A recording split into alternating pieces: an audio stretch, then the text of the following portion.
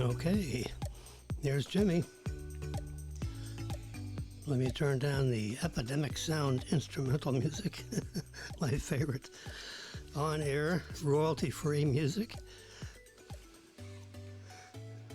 It's great. I can listen to this all day while I buzz around doing my things. Okay, so, whoops. Let's turn it down so you can hear me just a little bit. It's good music. I'm sitting here with a regular Pepsi Cola, which is in my, what do you call it? My Animal Kingdom mug, which is my favorite mug. I just had a big mug of soup.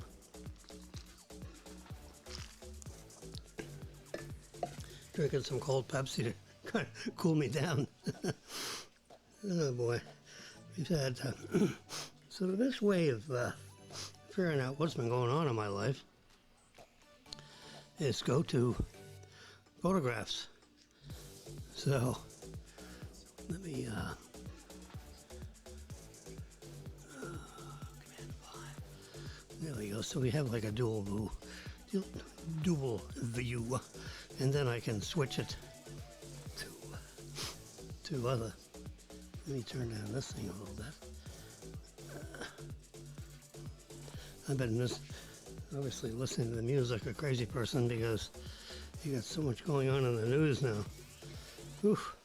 Especially with this poor kid that's being tried for murder. I mean, if you listen to the prosecution, it was like he was running around just machine gunning everybody. But when you watch the videos, you see he's running away from them with the muzzle down, by the way. Not muzzle up, and the prosecuting attorney takes a rifle and aims it at the jury with a finger on the trigger. You never have your finger on the trigger unless you're ready to. You want to fire it. You know, remember, the incident with the cinematographer that got shot. Bang! It went through her and then injured the other guy in the shoulder. Oh, God. And this guy aims it at him, in real time. It's like 2 days ago. Oh, God. Or yesterday. Oh, yeah. Anyway, so we're always full of news. It's the 16th of November, in case you forgot. It's Tuesday. I started this at 4:45. It's now, whoops, sorry. It's now 4:49. So I'm going through, I'm going to go down here. That's fine. So what we do is I pick up pictures. Because I take pictures of everything. Screenshots. There's my wife's new tag. Oh my God, that was a fiasco.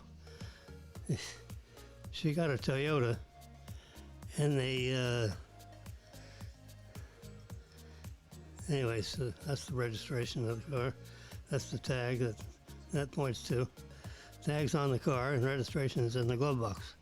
But see, I've got these in backup in case someone steals the car, for example. That would be a trick. And so, I've been all excited about, this full service driving and all this stuff. And, whoops. So I finally get the full service driving, and it's terrible. They call it beta, 2135.58 or whatever. I mean, it's not beta, it's alpha. I've been testing stuff my whole life. I've been a tester of all kinds of system engineering things when I was a 20-something-year-old. There's the outdoor temperature. And the indoor temperature, the same. How about that? And the relative humidity 55, and outside is 56. Now, I had to take a picture of that because, at 8:09 p.m., it's amazing. The temperature. This was taken November 8th at 7:09 p.m. This thing doesn't deal with daylight savings time and so forth. And it's really a pain in the neck to change, the stuff on these displays that you have on your next to your, on a nightstand or something or other. I have this taped on a speaker and it aims at us because we always want to know what the indoor temperature is and the outdoor temperature is, so there it is. You don't even have to get up to find it. Anyway, so I'm rifling through these pictures because, oh, here, see, I finally trimmed off my little button thing in the back of my head. It was getting too long, and I'm not going to do this thing where you wrap it around, You kidding me? I'm lucky if I have a ponytail. I mean, that's like, people in the bank saw me in a ponytail, they'd probably have a heart attack.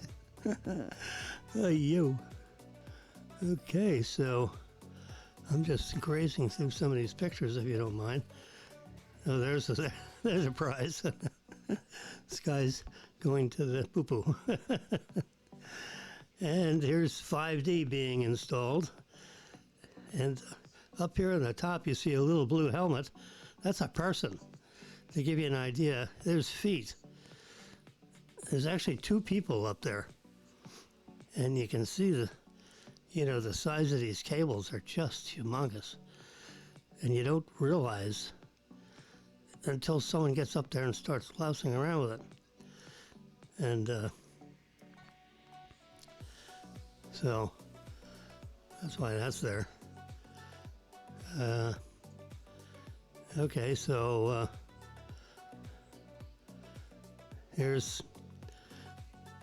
I'm volunteering myself for poll worker duty. And I'm basically doing that to make sure there's no shenanigans with our polling results. Because I'm a non-shenanigan guy. Let the chips fall where they are. You got all these poll workers and millions of dollars being spent on poll stuff and poll workers. And then you got bad guys lousing up the vote. Well, that's terrible. You got all these people that stand online all day. We're working all day to make sure all these votes are counted.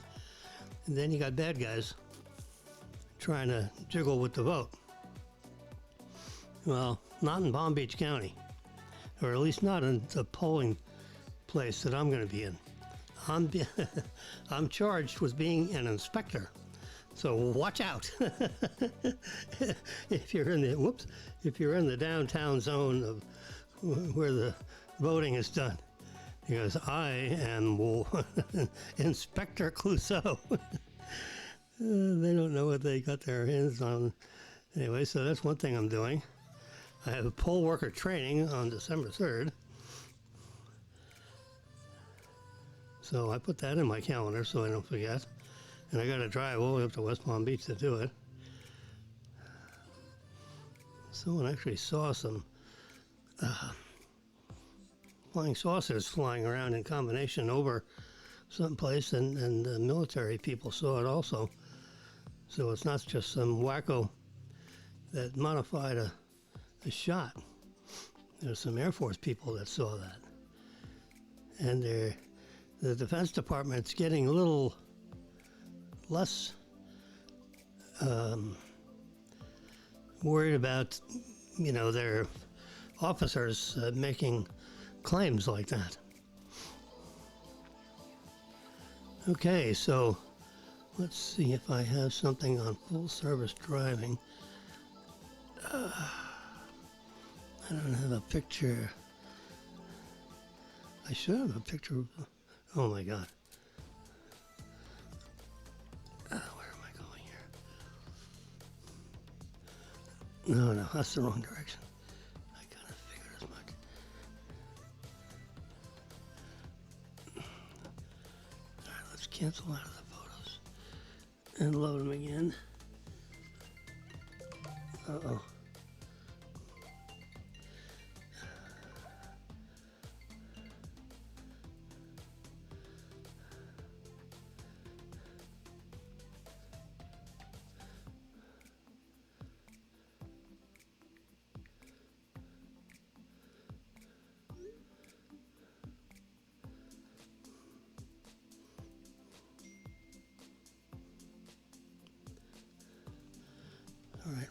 Almost lost that connection.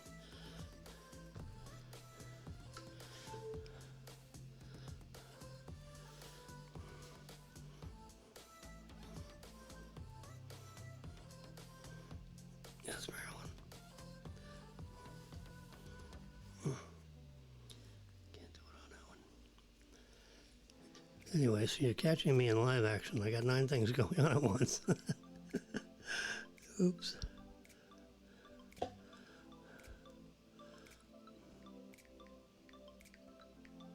What's up?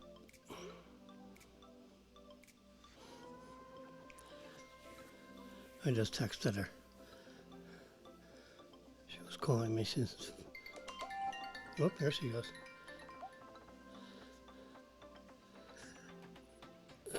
Hello?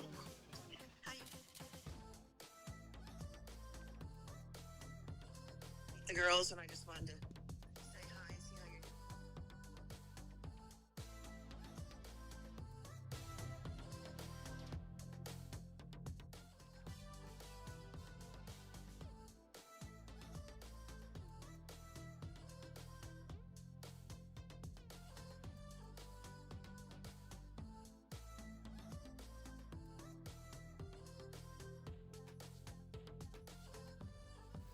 You're being broadcasted all over the world right now, so keep talking. Oh, wonderful. Yeah. Well, you're doing a great job, so I'm going to let you get back to it. Thank you for lying. Okay. All right, I'll see you in a little bit. Okay. Be careful. All right, bye. I will. Bye. All right, you heard her. I wasn't kidding. Okay, let's get back to it. All right, so I was streaming on my phone, so you can see it on the edge of my thing. See if I can get it going. Oh, Kudlow. Nope, he's just about done. We'll just leave it and go to the 5. Yeah. Kudlow's good.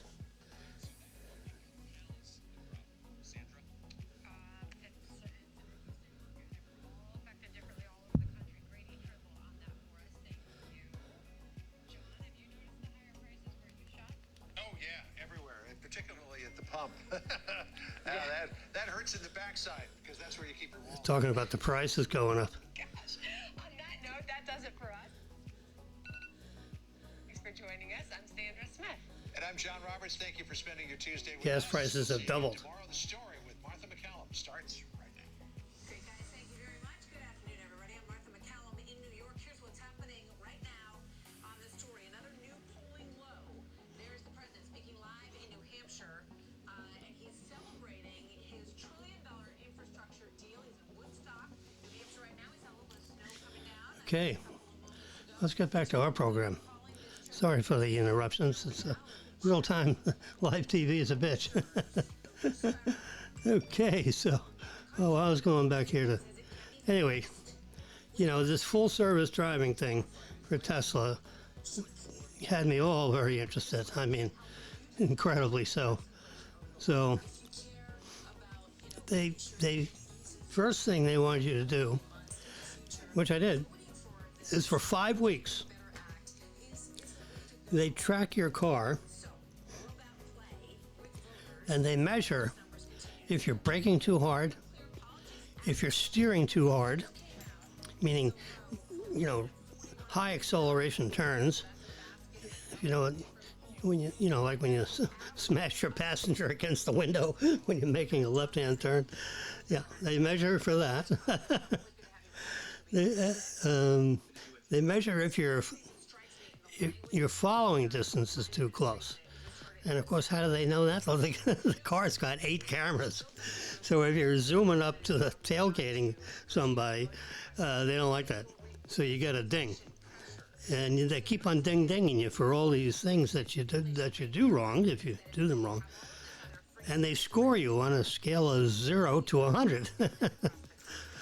Well, I started off with a 96, and then I got to a 99. They do this every day.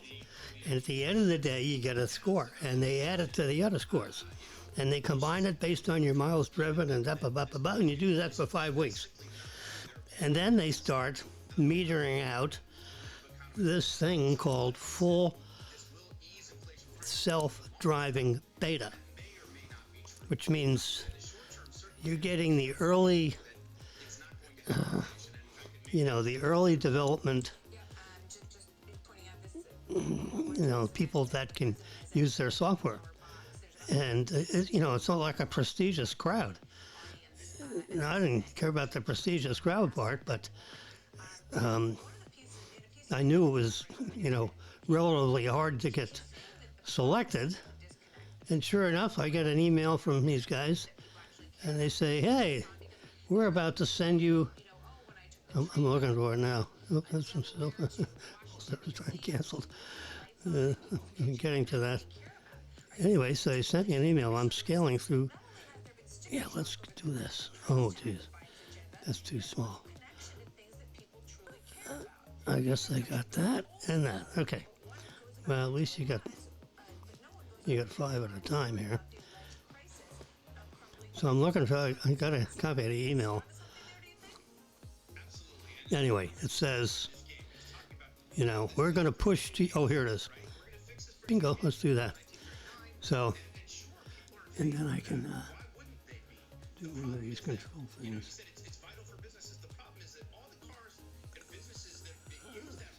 Let's do this one. Yeah, so see, I'm in the very corner.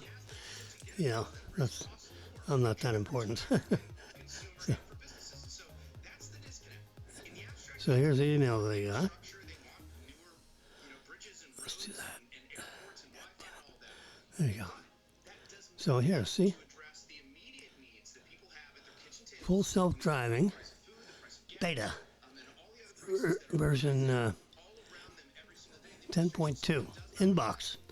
Hello. We will be pushing a beta version 10.2 to your vehicle shortly. Remember,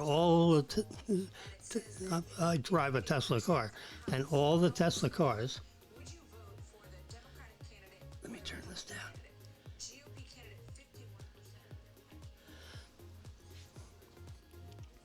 So I got a Tesla in June, first week in June, and it's like a iPhone with wheels. It's connected, 24/7 via a cell system that's connected in the car that customers, drivers, owners of the cars don't have access to. It's a digital line that goes right back to Fremont, California. And it can, see your cameras, see your, how you've been driving, how the car's behaving, and, your entire control system with the car. That's, requires human intervention. Like turning up the fan, turning down the fan, turning up the volume, turning down the volume. All that is in the screen that's in between this, the passenger side and the front and the driver. Put that in my trusty Animal Kingdom mug. Anyway, so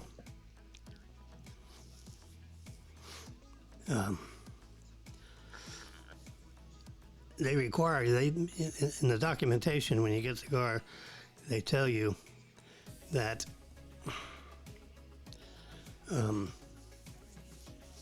we're going to be connected 24/7, and you have the ability to turn on this incredible mapping software that we have.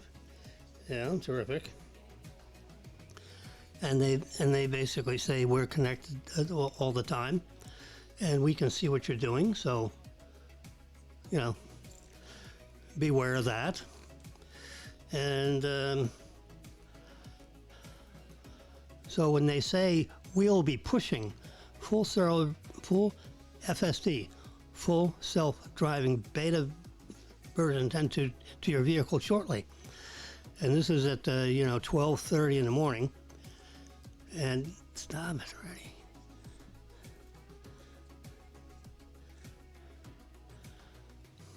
Every time I touch this. And full self-driving is in a limited early access. And, it may do crazy things. It may... it may do the wrong thing at the worst time, so you always have to have your hands on the wheel and pay extra. And they're not kidding. Full self-driving beta. There we go. When it's enabled, your vehicle will make lane changes off highway, on highway. Select forks to follow, navigation routines. And if you say, use full self-driving beta only if you will pay constant attention to the road and be prepared to take action immediately. They're not kidding. Every driver is responsible for, being alert and all that kind of stuff. As opposed to this. This is very... This is what the scary part is. He says, as part of receiving the full self-driving beta, your vehicle has automatically opted into a VIN number associated telemetry, sharing with Tesla, including autopilot usage data, images, and/or videos. However, if you want to be removed from the thing, you can send them an email and say, get me out of here.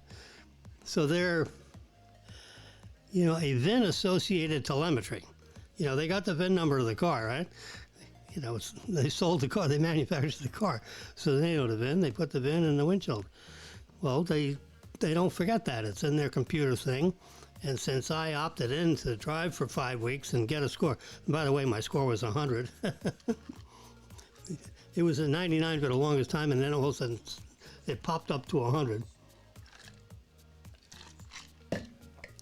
I guess it takes the most recent 30 days. And throughout my first day, where I was braking too hard, for their comfort. Anyway, so that's the email that you get. And this is, what you do for, sending them, how to send them a video. So it probably takes a couple-minute clip. So you push this little video thing up on the top of the dashboard, and then it sends it to the engineering team, and it couples it with the VIN, and the video, and the VIN is associated telemetry. Oh, can you imagine? That's got to be a nightmare, keeping track of all this crap. Anyway, so here's my car. The screen, it's a 15-inch screen, and you can see on there, full self-driving beta version 2, 10.2. And then this is,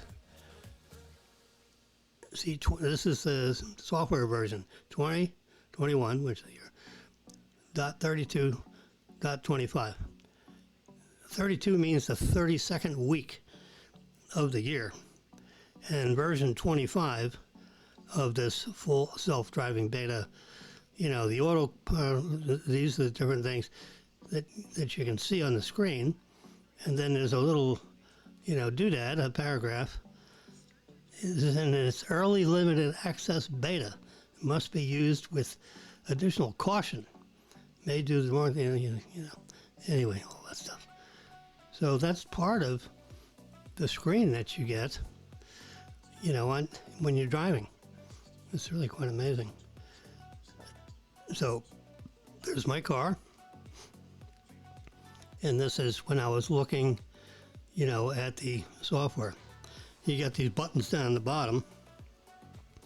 And all I got to do is touch that little car, and that'll, get rid of this screen or exit out. God damn it. So here's a squared up version of that, And there's, keep your hands on the wheel, and they got a camera right up in You know, I mean, they got the surveillance is like unbelievable. So it's pretty good because you can actually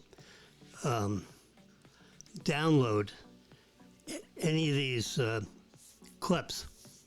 It keeps track of all your driving. So if you get in an accident, you know, you don't need to have all this stuff that you buy extra, you know, with video cameras and all this stuff to keep track of your driving, because the car's got 3 cameras on top of, you know, aiming forward, and it's got cameras on each side, and then, you know, back by your rear bumper and license plate, it's got 8 cameras all the way around.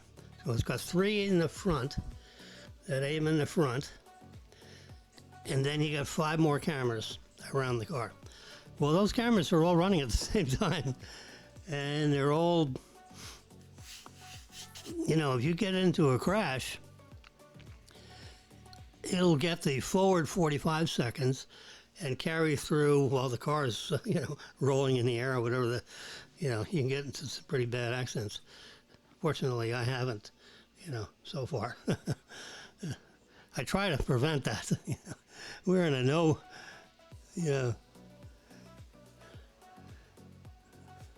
we're in a no-shoot zone when it comes to accidents. Okay. Anyway, so let me,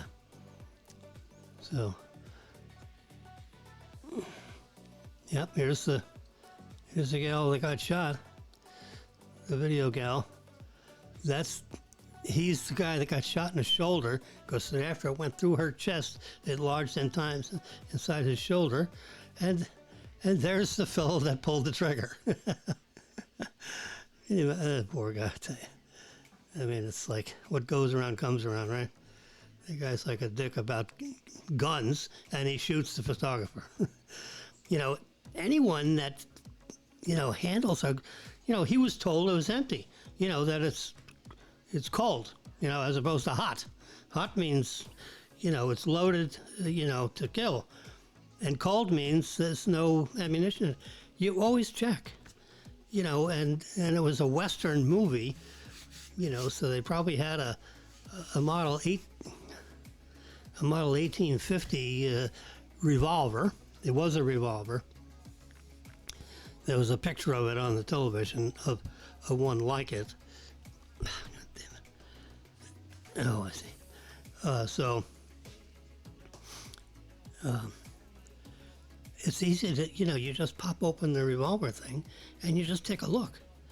And you can look, you know, you don't want to look in the barrel, but if the revolver part comes open, you can see, you know, what, you know, if you got old blanks in there. And a bullet, you know, is longer than a cartridge with a blank in it. A cartridge with a blank in it, it cuts off right at the end of the brass. There's no projection past the end of the casing. If you have a bullet that's attached to the casing, you know, that's a live round. So, anyway, and he didn't look. He just took the word for the assistant director that handed him the gun. Supposedly, there's a question on the assistant director was basically saying, I didn't hand him the gun. The armorer handed him the gun directly. I wasn't like in the middle. So if the armorer checked the gun, and it was a female armorer, so what's an armorer? Well, you have the armory. The armory is, it could be a closet. You know, if it's a big shoot-up scene, you know, kind of a movie, you know, like a military where you got cannons and, you know, all this explosive stuff going off, you know, the armory could be a building, you know, where you got the tanks with the cannons and you roll this crap out and you set it up for a scene somewhere, you know, out in the middle of, you know, a desert or, you know, whatever that scene is. Or, you know, this is a smaller budget movie, so the armory contains all the weapons and all the ammunition blanks. There shouldn't be any live rounds on anywhere near the set, much less in the armory. So the armory is basically, it could be the trunk of someone's car. It could be a metal cabinet that's put in a tent, whatever. I think in this case it was a cabinet, where they can put all the guns hanging on hooks, and a couple of drawers and a small desktop where you can put the gun down and, empty it, and then make sure you put only blanks in there or nothing. When you hand it to, the actors when they're practicing their scenes, and he was going in there practicing the scene. This is after he shot the gal, so he's walking around the street. Anyway, so she got shot right in the middle of the chest, and the bullet went through her, and he was behind her. The assistant director would, hover right behind her so he can see this video screen. He'd be looking, if you can tell where I'm pointing, probably better here. Right, this is a digital screen right here, and you can see she's looking at it. She can put her eye right up in here, but it's amazing. They only do that for like fine focus, but to actually record the scene, the camera would be down. It's up right now for the photograph, so you can get the whole. Unless you're shooting, up at the top of a palm tree or something or other, the camera wouldn't be there. So she had that. She's got her hand on the brake, so she could steer the camera back after this foul photograph was taken of her somewhere. Probably not this set, even. And that, as assistant director, was right behind her. So the bullet went through there and hit him. It was like a twofer. So it was so he was handling, a big 1850 version 44 caliber, Magnum gun. You pull that trigger, and that sucker is like a cannon, and they wanted that cannon, atmosphere. Well, they got it. They keep saying they're gonna, go back to making that movie, but there's so much litigation going on, they won't have time to, to work the set because they're going to be in and out of court giving testimony. I'd get busy doing the movie, and that way you can say, hey, I'm doing a movie, so I'll get to you when I can, and then you can pick dates, so forth. Anyway, so full self-driving. Oh, here. See, here's the scoring. Safety score. See, safety September 25 through October 19th. And there's my score. And the only things that they had dings on me was unsafe following, and hard braking. There's a little bit of that, but it's all in the green. If you're doing really bad, all those greens move over to the middle and they turn yellow. Of course, you wouldn't be at 100 if you had a yellow. You'd probably be at, like 92 or something. Anyway, so that was my... Oh, here's here's a surveillance camera that's up in your, where your rearview mirror is. And this thing is constantly moving. It's up to all these characteristics. Is the camera blinded? Meaning, is there like a piece of tape over the lens so the camera doesn't work? Driver eyes closed, 1.39% of the time. Eyes down, 3% of the time. Driver eyes normal, 20% of the time.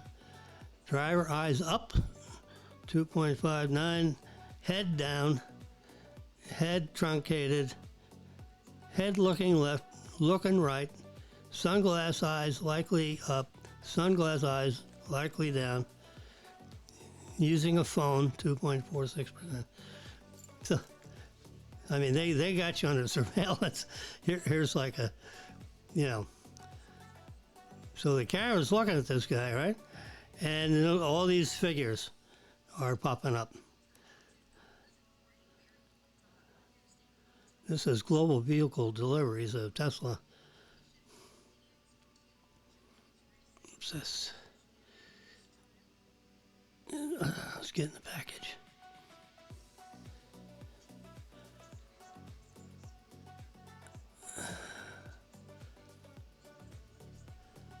Oh, that's Marilyn's rollover, her IRA thingies. I've also personally bought some gold. Really worried about the stock market. I mean, terribly. Which means it's going up. Whatever I decide, it goes the other way. So, yeah, I'm shaking up the ice in my Pepsi here.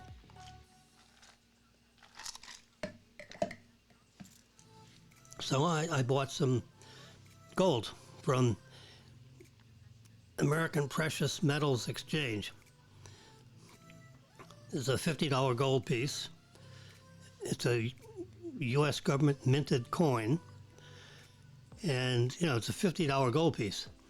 Well, it's obviously worth a lot more than $50 because gold, the spot price on gold is, you know, like $1,850.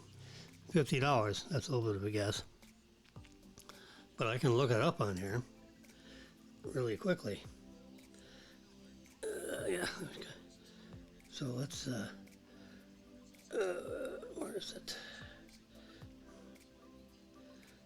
There it is. AMPEX. They have an app. Takes a couple seconds to load. You can see it on the camera, yeah.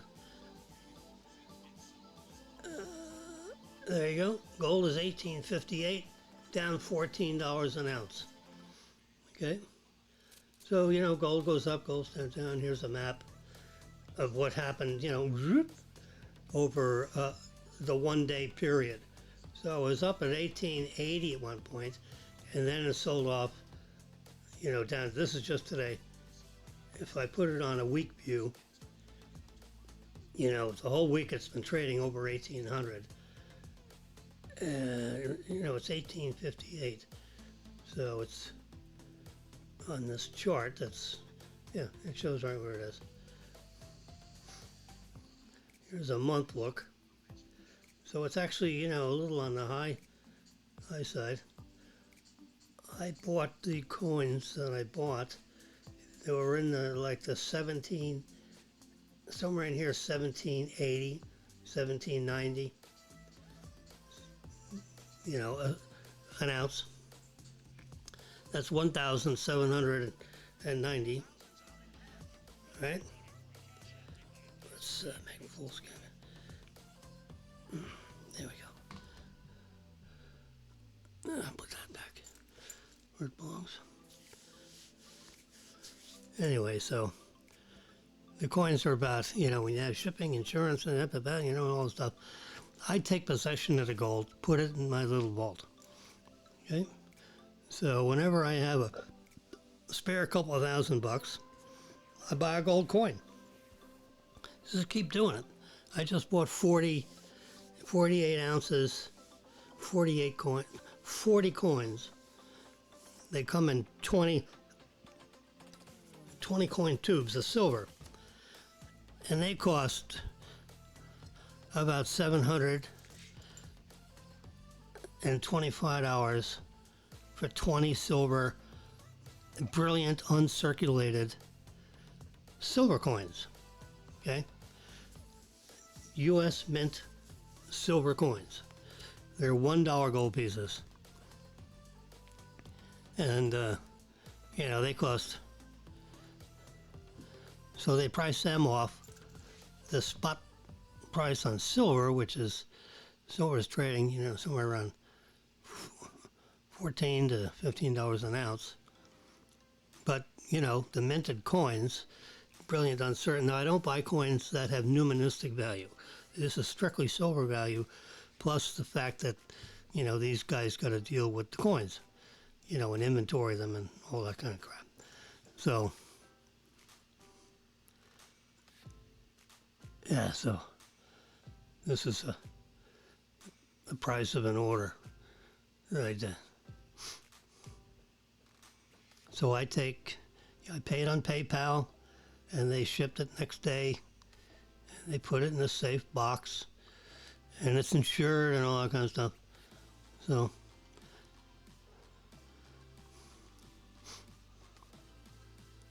anyway, so I bought some precious metal stuff. Not a big fan of Bitcoin. To me, that's, a bank. You know, imagine you being a banker your whole life, and they come up with this Bitcoin crap, which is where you have mining. I mean, I've heard all the definitions of these terms, but what's behind it? Like there's no asset. It's, you got more schmucks buying it than selling it. Well, it goes way up. Well, the things, go in the toilet with economies. What goes up comes down. And with Bitcoin, it can go from 60,000 a coin, it's not an ounce or anything like that because there's no metal value behind it. Remember, our whole currency was backed by gold and silver. When you had a silver dollar, it was backed up by, an ounce of silver. There was also gold in to protect against, $10 bills and $20 bills and $50 bills and $100 bills. It was backed by, gold and precious metals stored in Fort Knox and, in the New York Federal Reserve and all that. But here's the gold coin that I bought. I bought a bunch of them. This is minted 2021, brand new. That's the back. See, it says $50, 1 ounce of 0.999 fine gold, pure gold. The nice thing about gold coins is you can touch them and handle them and all that kind of stuff, and they don't tarnish because gold is close to being chemically inert a metal that we have, other than platinum. I think platinum is, the most inert. If I remember my chemistry right, it's one of the most inert metals on Earth, except for the metals that we've collected from outer space vehicles that crash into our planet, and they're tucked away in Site 51. Anyway, so that's what it looks like when you drive the car. You have this big screen in the middle in your windshield, and then you got, you see up top where the mirror, your rear view mirror is.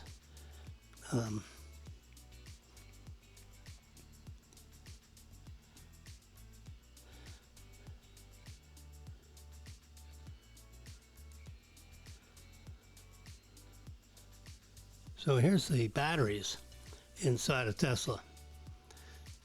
Now, when I first started reading about Teslas, the battery all the way to the left is called an 1865, which the first 2 digits is the diameter of the cell.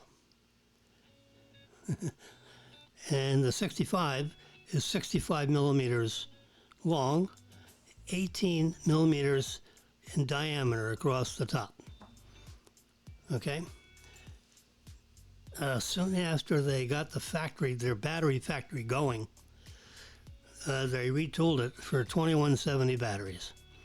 This is the reason why it says Panasonic in there is because Tesla went into a joint venture relationship with Panasonic. They know how to make lithium batteries, long before, Elon Musk did. And Elon Musk has he's got a whole team of engineers now. Tesla's a for real company. It's making money with the cars. Their profits go up the amount of sales they have goes up 30 or 40% a year, period over period. Everybody saying, no, there's no way you can do it, but well, they didn't understand the kind of factory he was building. He was building almost a totally automated factory where, when it starts, it goes around, there's this huge building, and if you could see the inside of this thing, you look down, everything's like moving, like, holy crap, this is like a monster in the building. And it's basically totally automated manufacturing of a car. And if it's going to be red paint, one body swerves over here. Every body, every chassis, has the order with it. Because remember, all the orders are placed, online. Unless you go into one of the stores, and then the store guy will go online. The same online that you'd go on. You could, say, see you later, Fred, thanks for the test drive. I'll go order it when I get home. And he would go to the same website that the dealer goes to. Anyway, so they started building 2170, cells. So it's 21 millimeters across in diameter instead of 18. And it's 70 millimeters, 5 millimeters taller. So it's slightly bigger. If you handle them, it feels a lot bigger than it looks in that photograph because the Panasonic battery, the 2170, is kind of pushed back a little bit. They're not in a straight line, and then they just retooled one of the assembly lines that makes batteries. They have a whole factory that just doesn't make batteries. And they pump them out as fast as they possibly can and put them in packages inside of titanium packages and connect them to the cars, which is in a separate factory. So they put all these things on a train and send them to Fremont. These are built in, can you imagine, Sparks? Literally, the name of the city is Sparks, Nevada. And it's right near a train spur, which companies that make things and want them to be shipped by train usually have cars that they load up with all this stuff and connect them to the train that passes right behind the back of this huge factory. And this factory builds the batteries, and then another part of the factory assembles them into the proper packaging packs. They're like 14 sub-packs, that are then connected inside of this titanium case. So now the battery is 46 millimeters across and 80 millimeters high. So they went up 10 millimeters in height, but they more than doubled the diameter.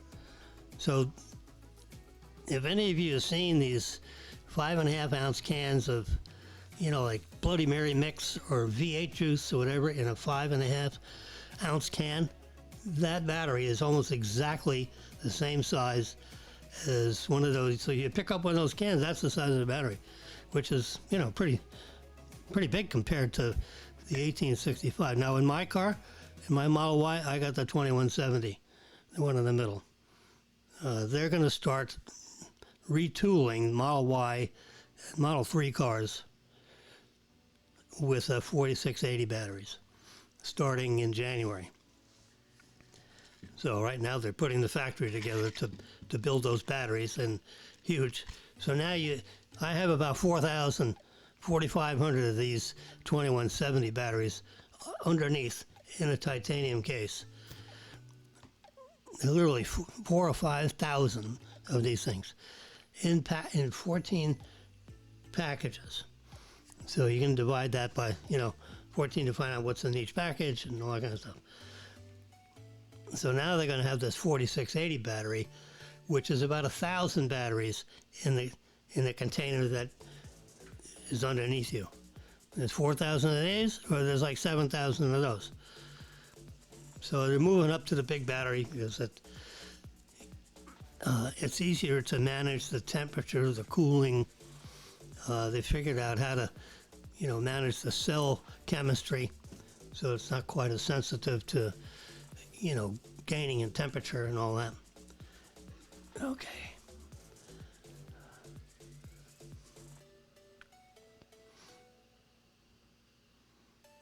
I'm just looking at these pictures. So here's apparently Hertz and what do you call it? Tesla have come up with they want to buy 100,000 Teslas and put them in their fleet. Good for them. Smart move. They're not going to take them all at once. But, they'll take, 10 or 15,000 at a time, ship them out to their Hertz dealerships,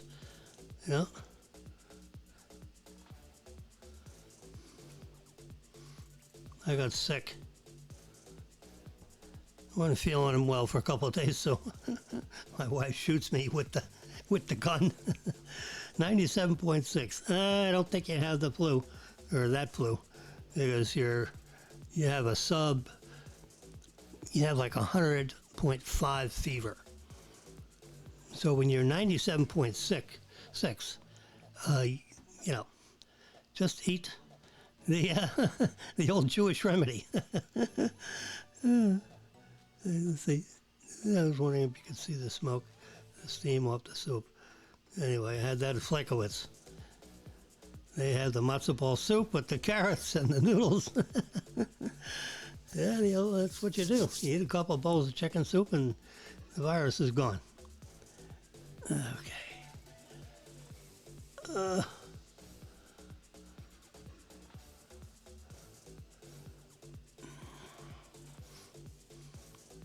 Here's these guys going off into space on top of SpaceX is another magical company. So here they're all suited up, getting ready to go up top of that 230 foot. It's like a 25-story building, except it's,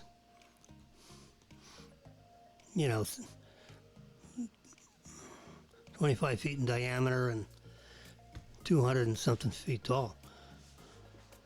And then they land it back.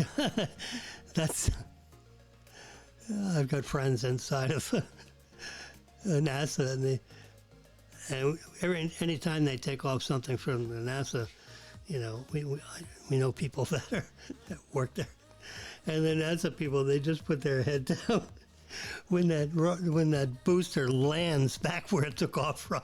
The NASA people can't stand that because they've been throwing them into the ocean for like decades. Screw that. We don't need to worry about that piece. We didn't pay for it. The taxpayer paid for it. Oh, what? Well, Elon Musk said, "Hey, guys, figure out how to land that goddamn thing." It cost me, $185 million to make another one. If we can land it back, I save $50 million. And, we're a for-profit company. We're not the American taxpayer. So you guys stay up all night and figure out how to land the booster back where it took off from. Or I'll put a ship out in the middle of the Atlantic, a geostationary ship, and they landed them on them. Now they had a couple of years worth they, crashed in the water or landed on the stationary ship, and then it falls over. It's a 200 and something foot thing, so you can understand, that it could tip over. And then they took off two things. Both boosters land back. Cape Canaveral, like in simultaneous. The NASA guys just said, "Oh crap!" Every time they do that, they just can't stand it because, they could have done it, they just didn't. And SpaceX does. And then they carry those boosters back to the, their factory, on site there, and clean it up and replace what has to be replaced, and fill it up with fuel and use it the next time. I was looking at these, my 30-year-old son, 35-year-old son is, getting tired of bumming rides to work. So this company called Yugo, it's a Yu Yang Honda. It's a Honda product, under the Honda product. So here's the, it's a little, low energy scooter. I had one when I went to college. They're beautiful for getting around. That's a real compact one. This one, you can actually take a passenger. I don't think there has a seat for two on this one. Yeah, this is the Ubi, just for you. And this is, what this one's called. This is called a Yugo. So a little closer to what a motorbike would be like. It's all electric.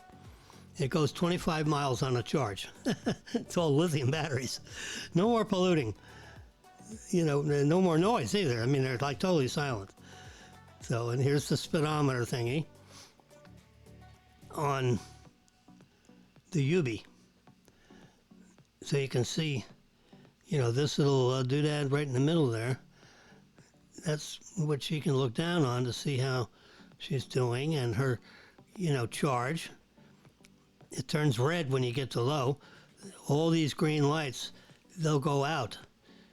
So you have 4 bars of green, 3 bars of green, 2 bars of green, 1, then it goes to the red bar, which means you better be almost home, honey, or you're going to be pushing this sucker. And it tells you the voltage. So it's not running at 88 volts. It's all the LEDs are on, just as you start the thing up, to make sure that they're all working. So that's why when you turn the thing on, it'll come up to this thing for a couple of seconds, so you can scan it, make sure all of the things are capable of being lit up. But I think this is on a 48 volt system. So after that calms down, this would, 48.3 volts or whatever, 48, 52, whatever the voltage of the battery is. The voltage of the battery doesn't change much unless something happened. Like some kind of a short circuit. Because they're very stable in voltage until you start losing, until you're almost at the end of your charge cycle, and then it falls off very rapidly. So, okay, see, Honda, and it's got the name of the company that Honda paired with to make the solo version of this electric bike, scooter rather. Yep, see, there's one on the road. Pretty cool. Yep, there's my heart. Oh boy.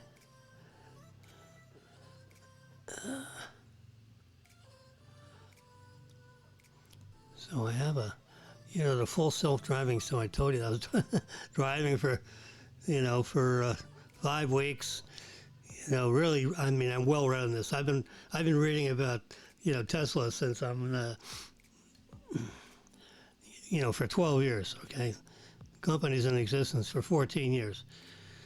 So I started following them after their first year of operation. Then, for no other reason other than I didn't hear them.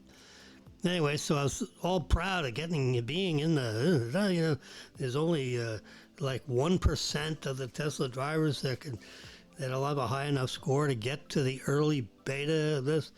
So I got the early beta, I got downloaded on track. Here's here's the result.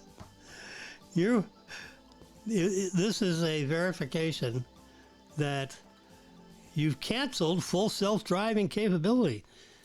You will have full self-driving capability until November 27th.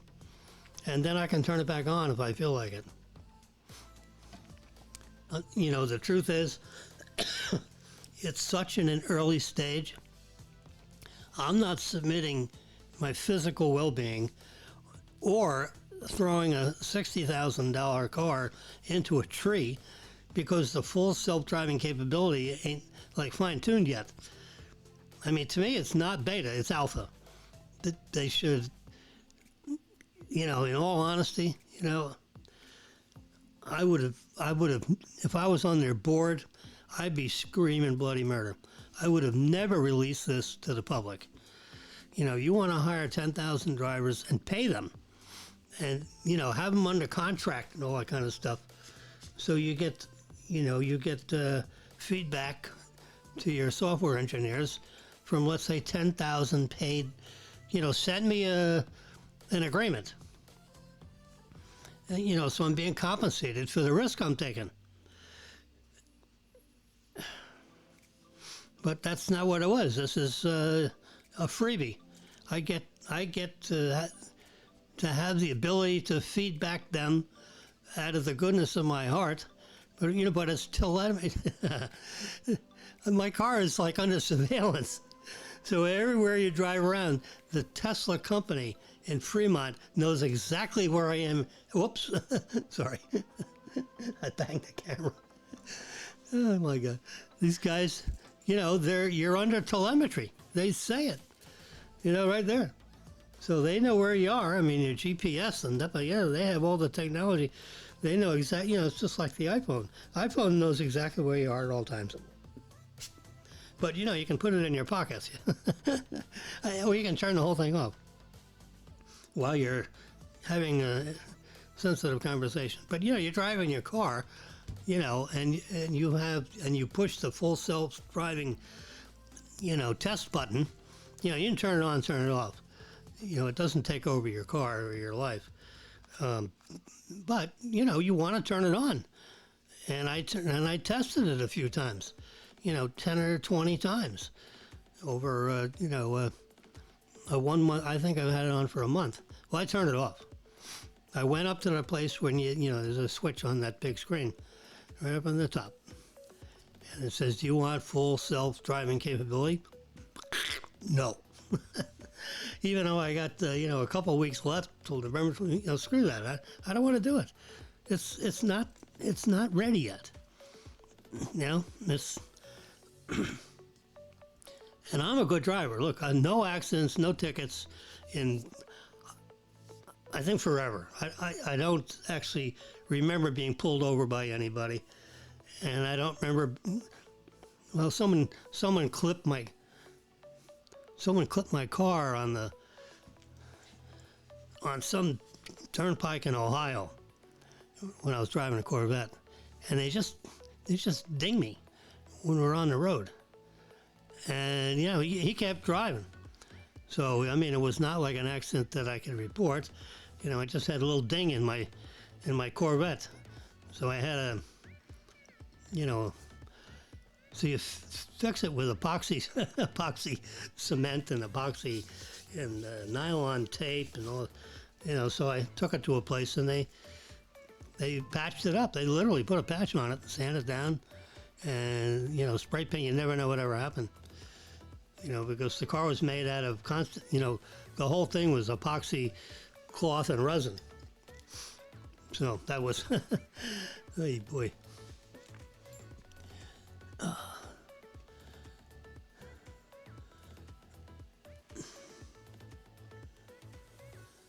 All right, so how are we doing here? Oh, God.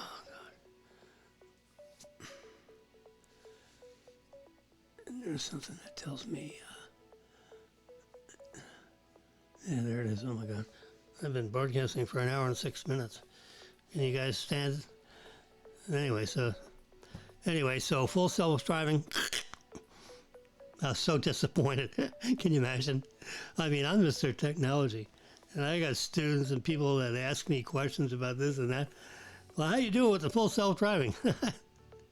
I wrote sent it to Tesla. Sorry, guys. I'm out. So my wife was asking me, about the lithium batteries and all this stuff. And, the fact the reason why she's got interested in the batteries is Mr. Technology. We're driving back from Fort Myers. And I look at my battery thinking, holy crap. I'm supposed to have 100 miles left. I've got 5 miles left on the battery. We're on Alligator Alley coming home from Fort Myers back to Boca Raton, and we're Snake Road, is where there's a big service station there. Happens to be, when you drive up a ramp and then you go across, and it's over on the north side of the road. So you're going home, you got to go up the hill and, take the ramp and go over top of the turnpike. Or, what's it called? Well, Alligator Alley. 8 something 6, pick the name of the road. But anyway, by the time we got really close, so I'm getting these bulletins on this big screen. Marilyn's sitting in the front, her sister's in the back. And we're getting down to like 4 miles left, but I got 5 miles to get to Snake Road, so I'm a mile short. Mr. Technology, I swear to God, I ran that battery down to 1 mile. And we're like, and it runs until it doesn't run. So it's not like when you have 1 mile left, it slugs along at a slower speed. But they tell you, if you want to extend your range, why don't you slow down a little bit? Instead of going 75, go 55. If you go 55 instead of 75, you'll get 30% more range. So I figured, okay, let's do that. This is a 4,000-pound car, and I just can't imagine me and Marilyn's sister pushing this car while Marilyn drives it. That would be just totally, the embarrassment factor. I'd have to get rid of the car. I don't think I could stand, the visual of that. I'm kind of kidding, but anyway. So anyway, the long story short, we made it. And as we're, I got to talk, because we're riding in the car, and we've got like 10 minutes to go before we get to Snake Road. And you got to drive up a thing and across and over before you can get to the superchargers. And because we stopped there coming over from Boca to Fort Myers, so we knew what the place looked like. The superchargers are all lined up there, like 12 of them, and there's the super fast ones, the 250 kilowatt chargers. And so we got there with, I think the thing up on the thing said 1 mile in red. Everything turns orange when you get into the down in the 20-mile range, and then it turns red when you're down to like 5 miles. I said, Marilyn, let me tell you something. This is good news. I read 2 articles from 2 different guys in 2 different, locations in the country, and they did just what we did, or are doing, like running out of juice. They ran it past 0, and it went 15 miles longer. So even though it says 1 mile or 0, you you can run it for like 10 or 15 miles more. So that's why I'm not really sweating it too much as far as when it says 2 miles left. I add 10, so we got 12 miles left because the article said 15. Well, I'll round down to 10. And and we got there with no problem, but when we plugged in, it was like just almost 0. It was like 1. Anyway, I don't want to ever get there again. Now, I have a charging situation, that's very convenient in the building I'm in. It's a multi-car garage, it's a 400-car garage, and we have an assigned space. So I made friends with the guy. There's a doctor that lives 2 doors down from me, Dr. Brian. So I made a deal. So he actually spent $2,000. He said, look, let me get my electrician, or we'll use your electrician. We'll have them each bid it out.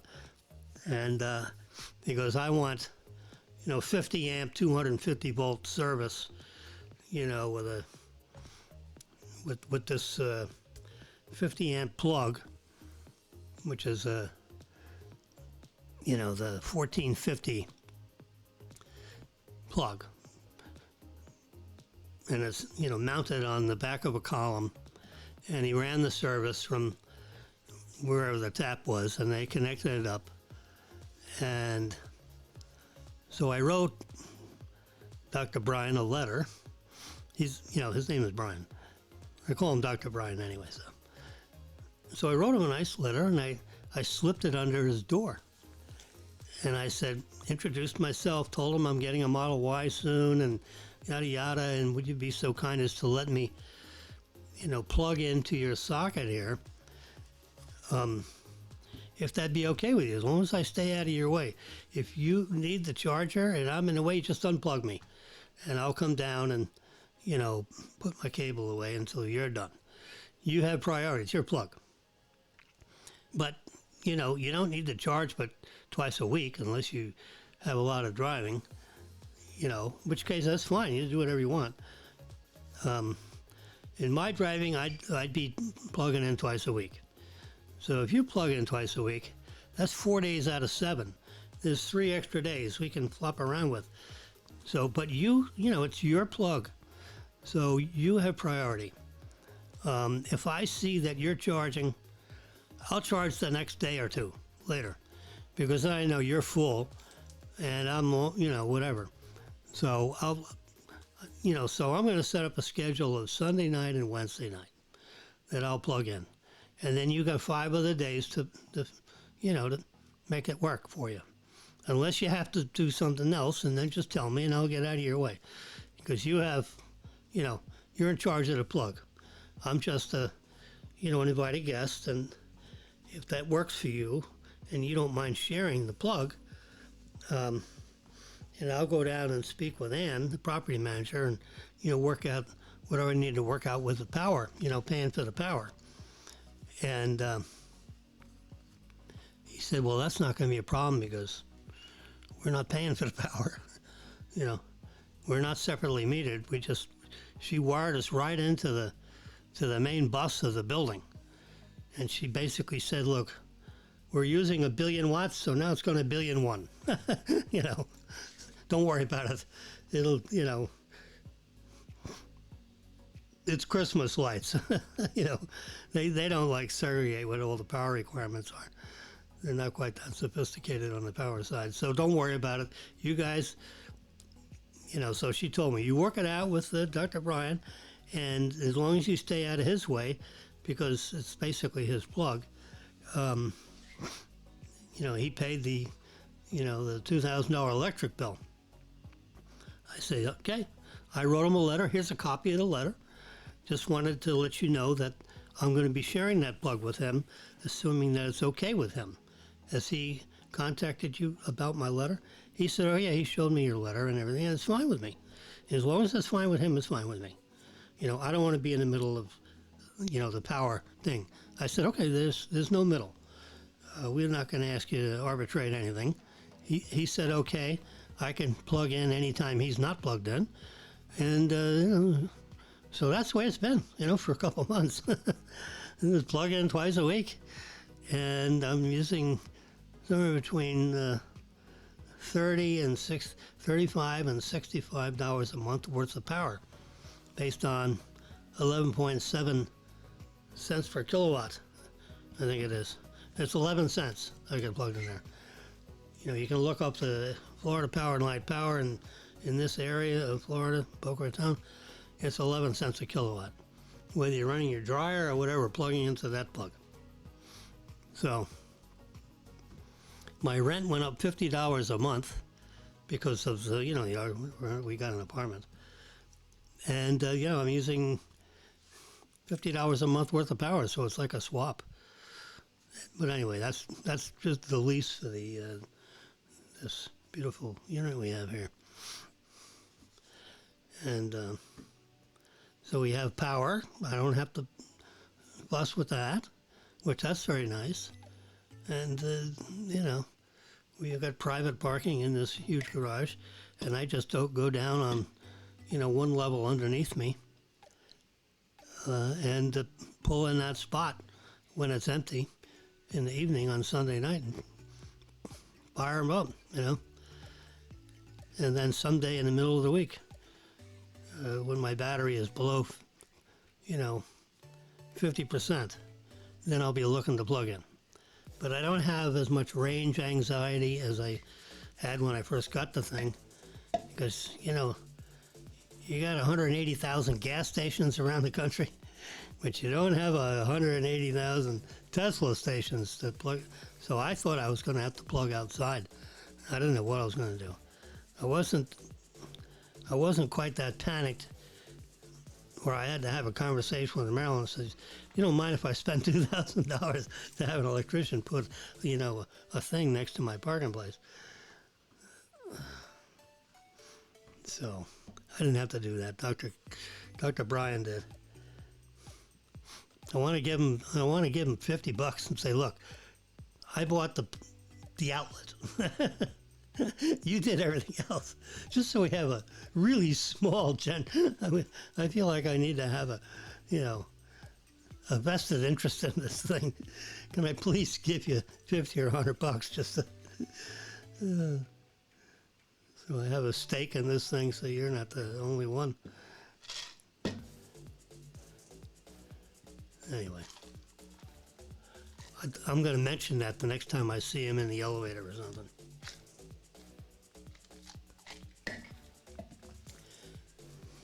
He's an emergency room doctor for 15 years. And now he has this concierge service where they have doctors that are available that basically plug into this system when they're off duty or, when they're not in their office. And they can go to emergencies for people that have emergencies. They go right to their, they have a bag, a tool bag and a meter bag and the bag with, injections, medications, sterile things, everything that a surgeon would want when he's going to go fix somebody, supposedly, that's in an emergency situation. So I'm sure they're going to say, call the ambulance, and we're going to rush over and get there before the ambulance arrives, hopefully. And if not, we'll follow the ambulance to the emergency, or we'll meet you in the emergency room. So that way you got your own doctor there in the emergency room, rather than, take a pick of emergency doctors that are there. Now, when I first had my only heart attack, and I had, I didn't fall over and roll down like you see in the movies. I just was watching the news, and all of a sudden my wrist went, I had this, I'll show you, this Apple Watch. These things are magical. And this thing started going crazy. And it said so it told me, hurry up and take your blood pressure. So I put a blood pressure cuff on and did that. And it was like 200 over 100. So I said, oh shit. I need to, so I rapped on the door. Marilyn was out on the patio, on the balcony, talking on the phone with somebody, family member. So I rap on the glass, and I said, wrap up your call, we're going to the hospital. And, I ran around and got my, a little bag of, chargers and things so I can keep my phone alive and keep my iPad going. You're in a hospital, you got to do something. You can't watch Mickey Mouse forever on the TV, so that's what I did. And the reason why I brought that up is we're talking about, Russian roulette with the doctors. Well, I got lucky because that's how I met cardiologist Dr. Ordonez, who was the emergency room cardiac physician that was on duty the evening that I had my heart attack. And it turns out, after 3 years ago, it turns out this doctor, who I was supposed to call today, I'm going to call tomorrow, make an appointment. I need to go in. Just check up. So he turns out to be the doctor's doctor. In other words, when doctors have problems, they call Ordonez. If they have a heart issue, that's the doctor that they go to Ordonez. So you want to go to, you want your doctor to be the doctor that doctors go to. You know, doctors get sick. You know, they have, you know, all the kinds of problems that the rest of the people have. They have them too. You know, because we all have we don't all have perfect bodies. You know. Anyway, so turns out I lucked out with, you know, one of the best cardiologists you could have in the area, and you know, he's better than the best doctors that the Boca Hospital has. You know, the Boca Hospital actually recommended a surgery plan. You know, and they, you know, they're conferring, right? My cardiologist is conferring with the cardiologist in the Boca Hospital because, you know, Ordonez is not a surgeon. He's a cardiologist, but he's not a cardiac surgeon, which is different. So he needs to find a surgeon that can do what he prescribes. And he prescribed, now, you know, they do all the tests and they listen and they, you know, they wire you up and they do all the electrocardiograms and all that kind of stuff. Echocardiograms. He goes in there and he did you know, when they put devices up your groin in your major arteries and then route them up in there. So he did an angioplasty and had a pocket full of, you know, things that you could, you know, put stents in and all that kind of stuff. So after that took like an hour. So then he talks to Marilyn and Jimmy about what he saw, you know, when he did his when he was doing his angioplasty, which is, you know, where they have this device that can balloon, you know, your thing to, you know, cause the artery to pass the proper blood flow, you know, if that can fix it. But he went through there and looked around, you know, it's almost like a sonogram thing, but from the inside. So they, you know, he said, look, I've done 5,000 of these. Can you imagine 5,000? And I know, you know, what I see because I'm basically like a photographer, you know, photographing the insides of these arteries and how they connect to your, you know, your heart circulatory system, because that feeds the muscle that makes it, you know, your heart beat. It beats, you know, 1 million times a day. So, whatever the number is. But so he writes out, you know, charts out a surgery plan for the surgeon. This is what you need to do. This is, you fix this, you move that about, you know, it's like, you know, you got a broken car. So you go to the guy and he says, you know, you dent that out, you know, you spray paint that.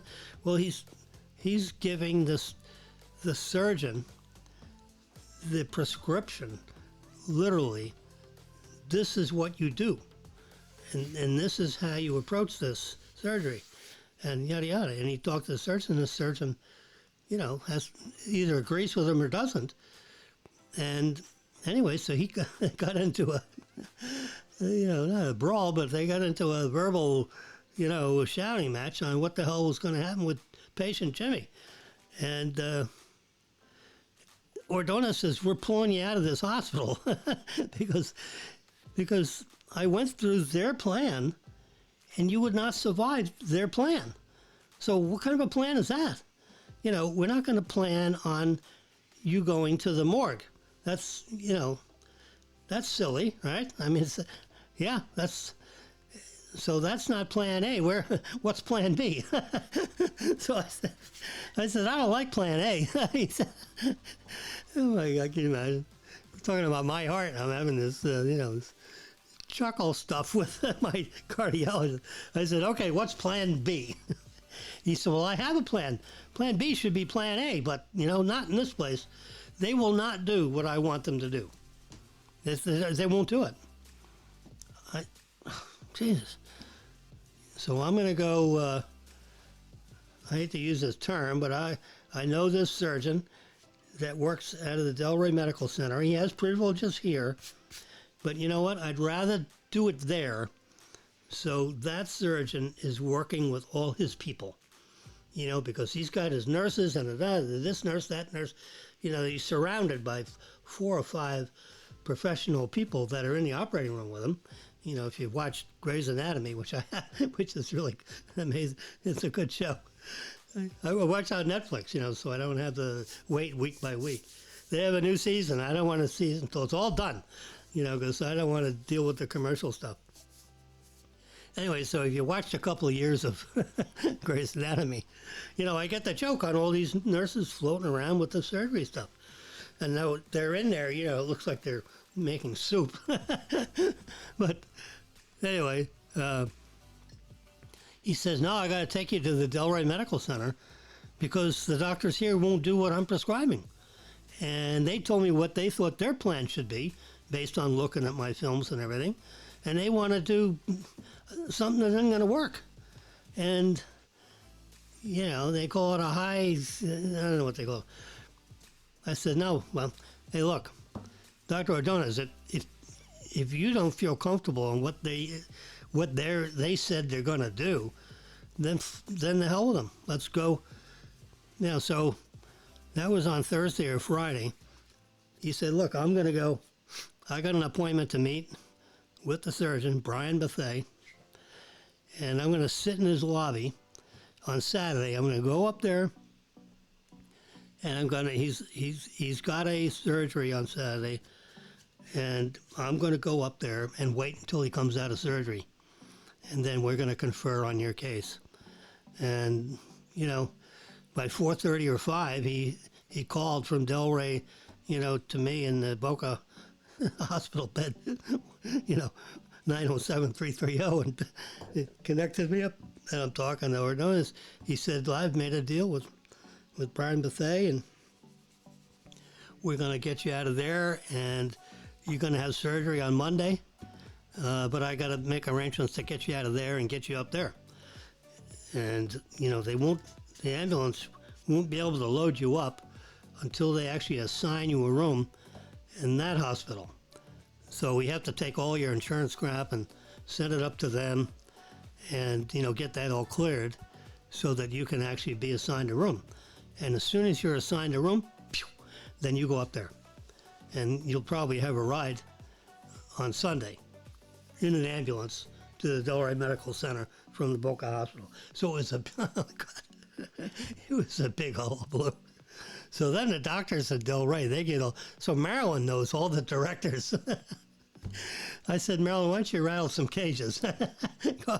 And she did. She had the whole friggin' hospital, on the top level. She had them, oh my God, she had them in a state of, I basically said, Marilyn, look, all these people, you're in the Rotary, you know all these people, you're out cocktailing with them all the time, me too. You've introduced me to these people, and they're wonderful people. I said, but I'm 1 mile away from the hospital. I live right behind the hospital, but I got to go to Delray because these people are not competent. I mean, come on. What's wrong here? So that's what she did. She called the chairman of the board, the vice chairman of the board, and she knows all their cell numbers. She gets right to them. Oh my God. Jeez. Including the guy that actually started the medical school at FAU. I teach at FAU. Oh, she rang all their bells. She wasn't, nasty. She just said, why does my husband have to go to the Delray Medical Center? He's got a serious, quadruple bypass surgery according to what his cardiologist has prescribed, looked at, did the angioplasty, all the stuff you do, and it requires a quadruple bypass. And these guys got to want to do a 2 bypass and then put stents in the other. The stents aren't going to work, and if they don't work, he dies. And I'm not going to permit this hospital to kill my patient. That's not the outcome we want. You have the possible outcomes. Eesh, crazy. Anyway, so that's my heart attack story. I don't think I've told that before. It took 32 minutes. What are you going to do? Anyway, so now it's an official record, and it's going to be sent. It's supposedly simultaneously sent to YouTube, and you can watch it in living color. Anyway, so I'm like 3. Let's see, I'm like 3 and 3 years, and I had this on June 5th, 3 years ago. So we're going into November. So when we get up to December, it's 3.5 years, and I feel pretty good. So, but they did tell me that there were several other arteries that were 35% blocked, and 3.5 years later, I'm thinking, maybe those arteries need a stent. Hopefully not another bypass, because when they cut you open down the middle, they cut your whole sternum, and then they pull you open. And I was open for like 10 hours. That's too long to be, with the anesthesias that they use. I mean, my fingers were swollen like sausages. They say the operation was a success, but the patient died. Well, what they die from is the anesthesia. It's risky. And to have you under that anesthesia for such a long time is not good. So of course, if they do stents and stuff, Rodornes would do that himself. So if he can stent it, he will, obviously, because you don't want to put a patient through major surgery like that. I've never been in a hospital in my life other than visiting other people. I've never had any parts broken, for my whole life. Up until 3.5 years ago, when I'm sitting on the couch watching news, can you imagine? And all of a sudden, I'm feeling my chest area, and it seems to be something's not going right. You don't know what, but it's not ticking properly. It's rapid pulse, and the blood pressure is like way up. So something's not right. So the heart is pumping fast to hopefully get blood to the heart muscles that aren't getting enough blood. So that's why the pressure goes up and the pulse goes up, because the heart is trying to feed itself. It's on the same circulatory system as all the other organs and muscles and blood veins and stuff floating around your body. So the heart automatically goes into, self-preservation mode. And unfortunately, when pressure goes up, it can rupture a artery in your head, and you end up with a stroke. So if you wonder why heart attack patients, have a stroke, is because they don't address this. They just think it's, a chest cold or something or other. But, because I had this Apple Watch on, which monitors my pulse and everything, and if it goes up to certain levels, this thing starts alarming. It sent me alarms, says, go to emergency. Something's not right. When you get the emergency signal on your Apple Watch, no. So I always have the most current Apple Watch that money can buy. And I got one on order right now. I'm supposed to get December 1 to get version 7 of this magical instrument. Because it's it saved me. Because it gave me some scientific evidence. I was trained as a scientist, not a banker, although That's all I did was banking. Never did any biology that I learned. But blood pressure cuff on there, and it's 200 over 100. Oh shit. The 200 is not the problem. It's the 100 that's the problem. Most people look at the top right. It's the bottom number, because that's the pressure when the heart's not pulsing. You know, you got this pulse. All right, that's the 200. But then the heart relaxes for a minute, and, you know, blood goes from heart, you know, ventricles to, you got 4 chambers in the heart. So then it pulses, and then it like fills back up. So that resists, but there's a pressure, even though it's not pulsing. And that pressure was the 100. That needs to be like 70. So when it goes up to 100, that's like 50% more pressure than it should be. Well, if anything, you know, and particularly when you get older, if your artery system is, you know, a little weak inside your brain, your cranium, they can pop, and you can end up with a stroke. That's a stroke, you know. I didn't get any strokes. You know, I was lucky because I jumped on this, got to the hospital right away. They gave me, nitroglycerin intravenous and heparin, which is an anticoagulant. So they basically calmed everything down, got my blood pressure and everything totally managed, and it wasn't 200 over 100 anymore. It was, you know, like 65 over 120, where it should be. But that's all, you know, with chemistry, you know, with intravenous IV drip, you know, and that was constantly dripping, and it got everything back to normal. It, you know, the nitroglycerin dilates all the arteries, you know, so that way the pressure is going to drop, because all your arteries open up, you know, as wide as they can, all throughout your whole body.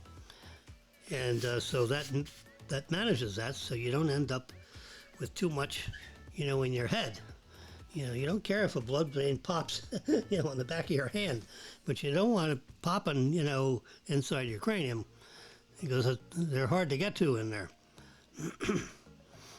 And they, you know, they got to give you some blood thinners, which is also what the heparin does.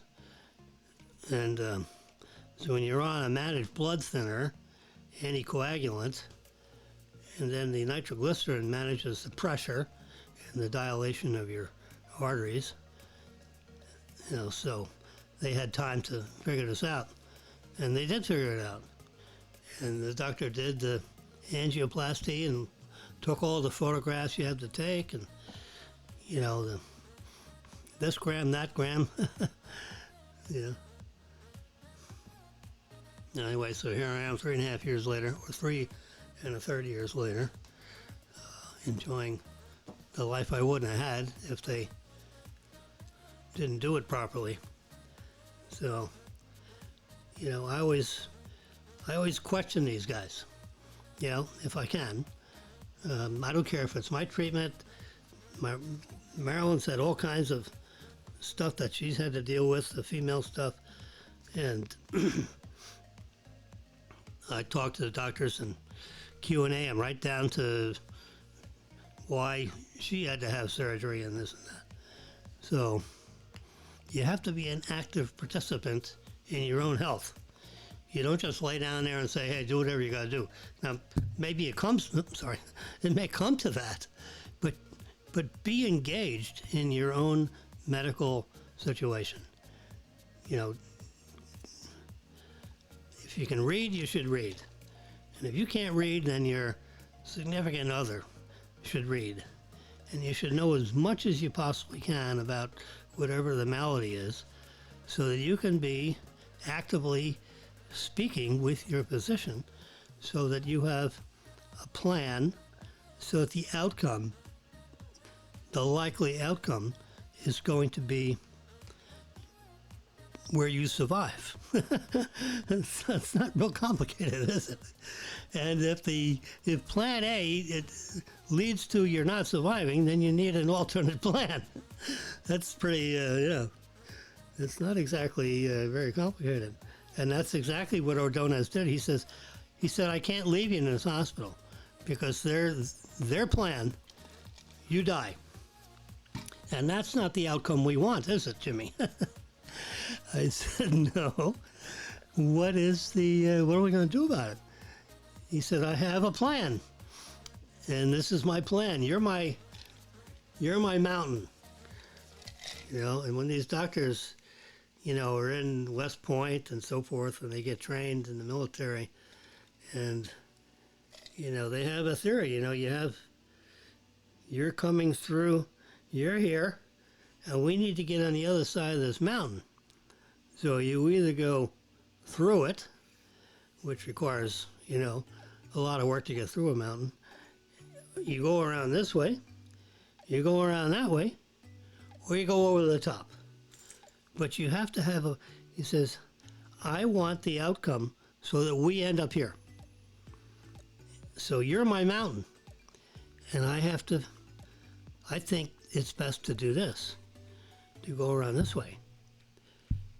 And the doctors here, they want to go through. And it's not going to work. You're not going to survive that. And I've done, I'm a cardiologist. This is all I do. The surgeons say work on, a couple of patients a day. I can do 8 or 10 patients a day. I have 5 times more throughput through my practice than the surgeons do because my job doesn't take as much time. It's easier to do.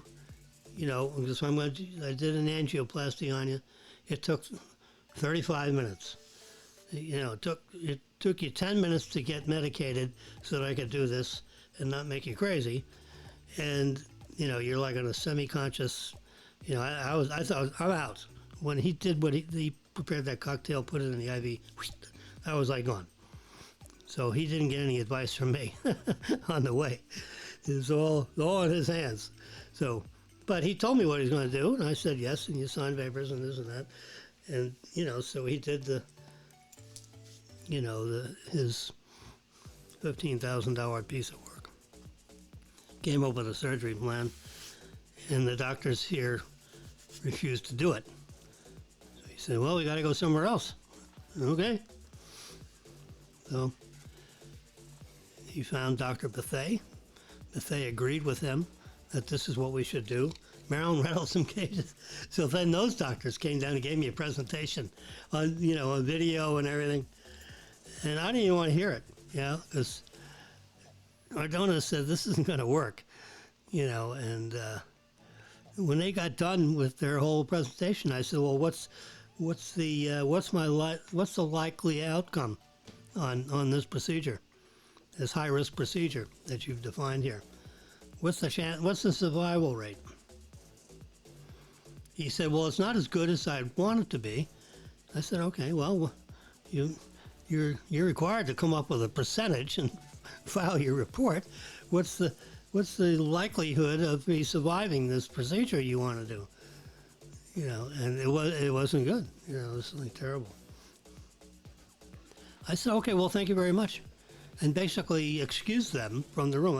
I don't want to hear from them anymore. They want to argue with me to keep me here because Marilyn rattled everyone's cage. Oh, boy.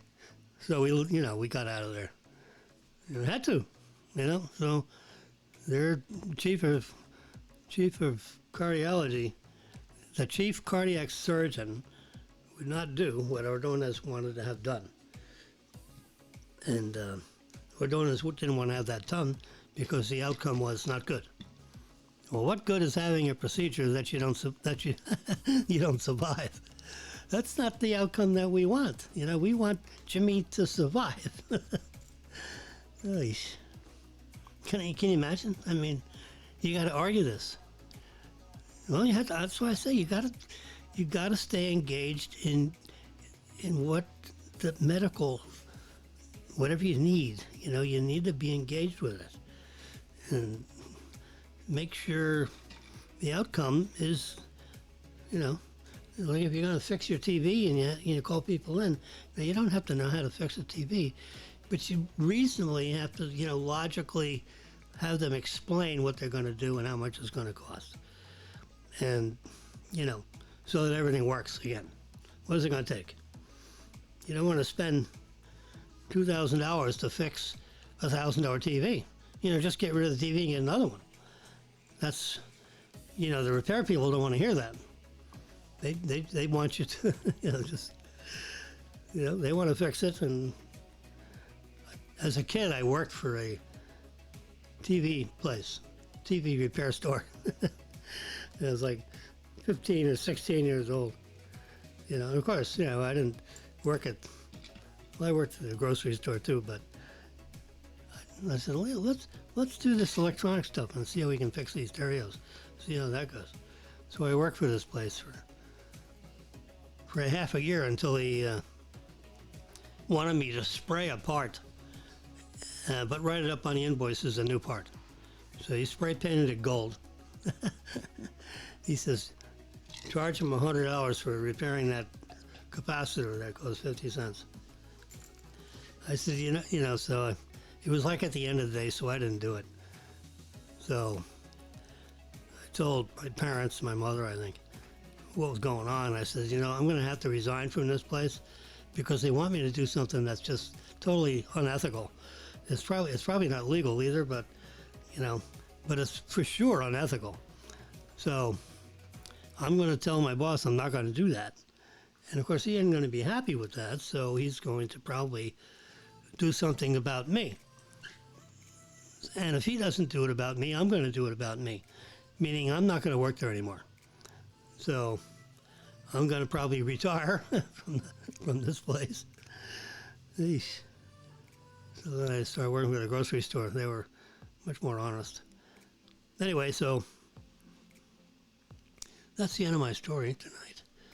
This is my record longest broadcast, 1 hour and 49 minutes. Holy mackerel, and 27 seconds. So we're going to sign off right now, and I'm going to stop talking because I'm losing my voice. And you're probably tired of hearing it. So next time, send me a text message and tell me what you want me to talk about, because I can talk about just about any topic. And if I can't talk about it, I'll let you know. So I'm going to turn up. I got my hands on the sliders here, you can see. So I'm going to turn up Epidemic Sound Instrumental Music, and for 35 seconds. So when I sign off, you'll have beautiful music in the background. And I'm going to turn this microphone down so you don't have to listen to me breathe anymore. We'll catch you in a couple of days. This is Tuesday, maybe Thursday I'll call you back.